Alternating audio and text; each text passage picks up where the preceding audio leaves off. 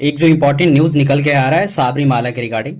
Supreme court ने 2018 का verdict था, उसको थोड़ा सा रिव्यू पिटीशन के लिए चेंज में किया है और कुछ चीजें बोली है, वो इंपॉर्टेंट है। देखिए, कोर्ट ने साफा कह दिया है, court can not reform faiths, यानी कि अदालत आस्था में सुधार नहीं कर सकती। लेकिन सुप्रीम कोर्ट ने इसमें बोला कि सुधार के नाम पर धर्म में खोखला नहीं किया जा सकता। आप कुछ भी धर्म में अपने अनुसार चीजें नहीं ला सकते हो, कॉन्स्टिट्यूशनल प्रोविजन के अंदर ही रहना होगा। देखिए, इसमें जैसे 9 जज बेंच ने एक रिव्यू पिटीशन वगैरह है, उसमें कुछ चीज़ें बोली है। अभी मामला सामने आएगा। 2018 का वर्डिक्ट को सपोर्ट किया है इंदिरा जय सिंह ने, जो सीनियर एडवोकेट है। इसमें देख रहे हैं कि जिसमें 2018 का वर्डिक्ट था, वो थोड़ा सा हम बेसिक्स बताएंगे क्या है कॉन्स्टिट्यूशनल प्रोविजन है। 2018 का वर्डिक्ट था क्या बेसिकली, आर्टिकल 14 और 21 क्या है, वो भी हम डिस्कस करेंगे। देखिए, आप हो सके तो इसका स्क्रीनशॉट ले लेंगे। साबरीमाला केस का रिगार्डिंग है क्या बेसिकली, जैसे देख लीजिए। इसमें बेसिकली सुप्रीम कोर्ट ने क्या किया है कि एक्सप्लोर कर रहा है, सुप्रीम कोर्ट का व्यूज क्या है, एक्सप्लोर कर रहा है intersection of religion and social reform.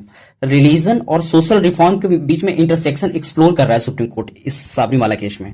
तो पहले देख लेते हैं, ठीक है, सारी बातें होगी, कॉन्स्टिट्यूशनल प्रोविजन है क्या बेसिकली लिखा गया है। उससे पहले हम लोग देखते हैं कि क्या साबरीमाला में था एक्चुअली। देखिए, बेसिकली क्या था कि रिस्ट्रिक्ट कर रहा है वोमेन को, यानी कि जो मेंस्ट्रुएटिंग एज होता है ना, 10 से 50 साल के बीच में, उनको लॉर्ड अयप्पा टेम्पल यानी कि साबरीमाला जो है वहां पर उसको साबरीमाला टेम्पल में इंटर करने से मना कर दिया जा रहा था। वोमेन जो 10 से 50 साल के एज के बीच में है, मेंस्ट्रुएशन जो साइकिल में रहती हैं।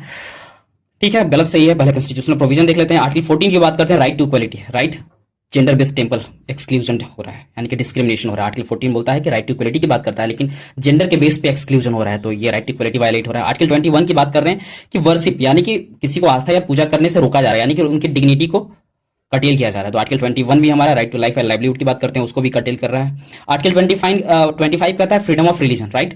तो यानी कि आपको अधिकार है रिलीजन के लिए, लेकिन ये इंटर और वर्शिप, यानी कि इंटर करने से, यानी कि साबरीमाला टेम्पल में आप इंटर कर रहे हैं, पूजा कर रहे हैं, उससे रोक रहा है, यानी कि फ्रीडम ऑफ रिलीजन आपका कटेल हो रहा है।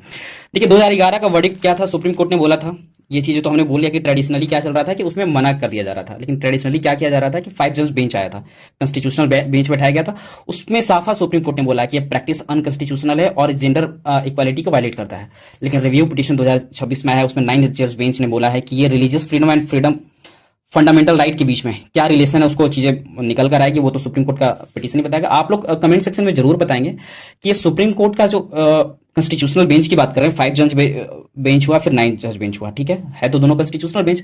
लेकिन आपको बताना है constitutional bench of Supreme court consist of at least how many जजेस। आपका फर्स्ट क्वेश्चन हो गया। सेकंड क्वेश्चन है कि largest constitutional bench of how many जजेस in the history of Supreme Court and in which case. तो दोनों क्वेश्चन आपको बताना है।